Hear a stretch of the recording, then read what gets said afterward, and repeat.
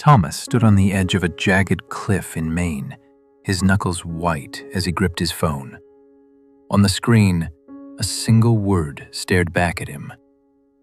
Blocked. He had spent years trying to fix the person he loved, but tonight, the bridge had finally burned. He let out a scream that tore through the cold air, but the vast ocean only answered with the indifferent roar of its crashing waves. After a while, Thomas began walking down toward the shoreline. He needed to move, to let the cold wind wash away the fire burning in his chest. The sand was wet and heavy under his boots, and the air smelled of salt and old wood. As he rounded a large gray boulder, he saw him. An elderly man was sitting on a small wooden stool right at the water's edge. He wasn't holding a fishing rod, and he wasn't looking for shells. Instead, he held a thick wooden brush. Beside him sat a large bucket filled with bright, electric blue paint. Thomas slowed his pace, watching in silence.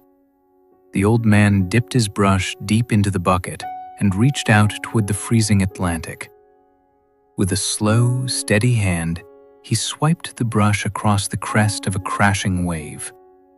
The blue paint vanished instantly, swallowed by the salty spray and the gray foam. It didn't leave a trace. But the man didn't seem to mind. He simply dipped the brush again and painted another stroke onto the next incoming wave. He looked completely at peace, his movements rhythmic and calm, as if he were working on a masterpiece in a quiet studio rather than fighting the entire ocean.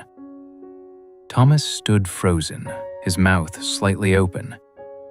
He watched the paint disappear over and over again into the endless gray. For a moment, he forgot about his phone and the person who had blocked him. He could only think of one thing. What on earth is this old man doing? Thomas couldn't help but let out a short, bitter laugh. He walked closer, shaking his head. "Excuse me, sir," he said, his voice still edged with the remnants of his own frustration. "But what exactly are you trying to achieve? Don't you see the paint is gone the second it hits the water?" The old man didn't stop. He dipped the brush again, his eyes fixed on the horizon. "I see it," he replied calmly. "But I don't like the gray of the water today. It feels heavy.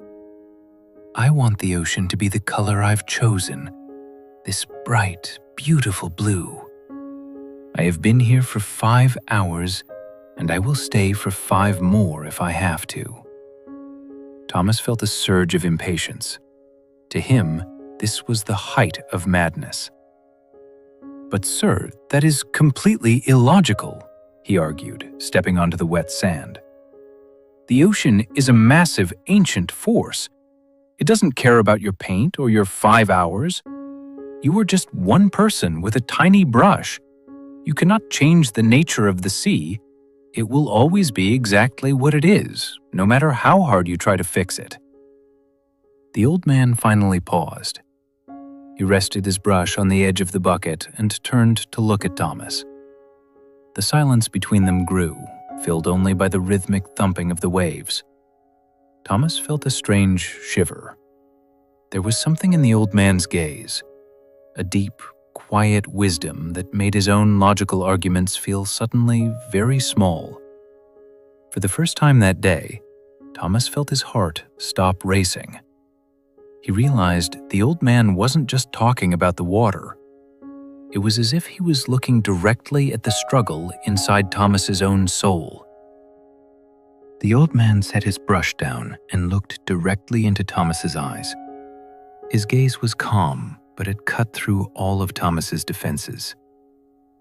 "You are right," the old man said softly. "I cannot change the sea. But tell me, son, why have you spent so many years trying to do the exact same thing?" Thomas felt his heart skip a beat. The old man continued. Why are you exhausting yourself trying to paint the gray soul of someone who has no desire to change? You look at my bucket and call it madness, but you are doing exactly what I am doing. You are trying to repair an ocean. Thomas felt the fire of his anger begin to cool, replaced by a heavy, hollow realization. The old man pointed to the waves. People are just like this ocean. They have their own tides, their own storms, and depths that you will never truly reach. You can love the ocean.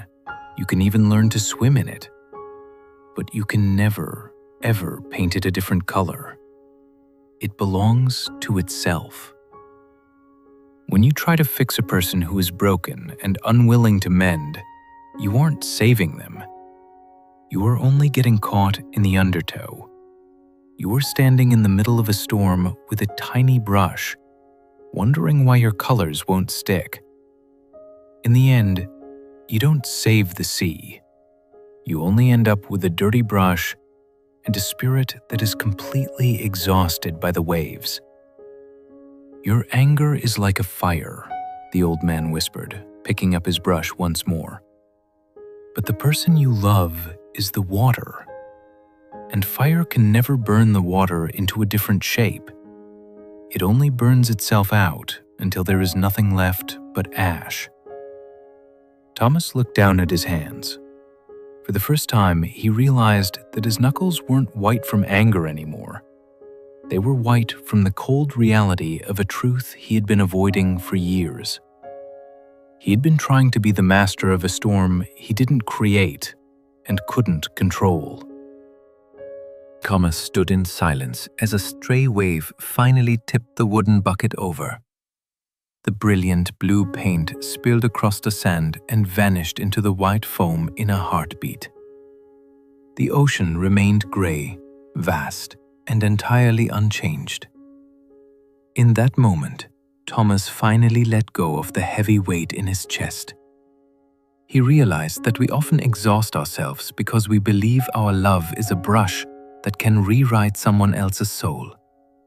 But you cannot fix the broken parts of a person who is not ready to heal.